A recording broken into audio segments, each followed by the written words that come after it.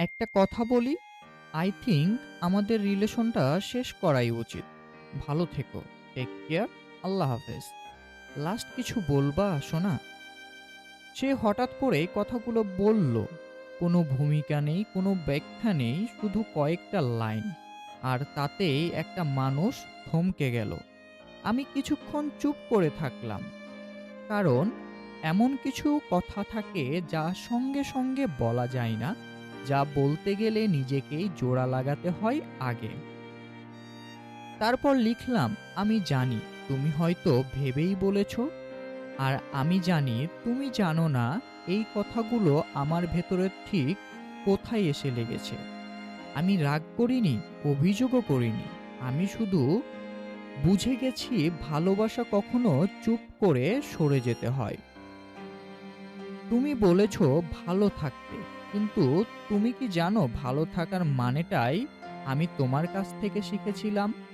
তুমি বলেছ take care, কিন্তু যত্ন নেওয়ার মানুষটা যদি নিজেই না থাকে তাহলে যত্নটা ঠিক কাকে দেব?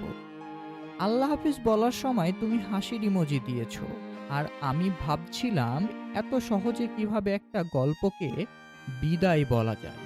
তুমি জানতে চেয়েছো শেষ কিছু বলবো কিনা।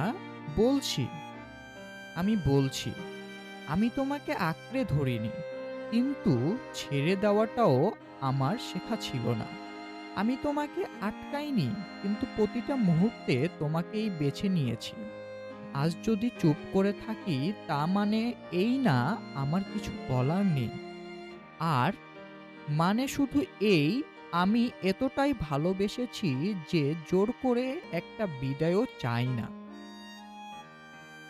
ভালো থেকো। যদি কখনো মনে হয় কেউ নিঃশব্দে তোমার জন্য দোয়া করছে, জেনে নিও সেই মানুষটা আমি।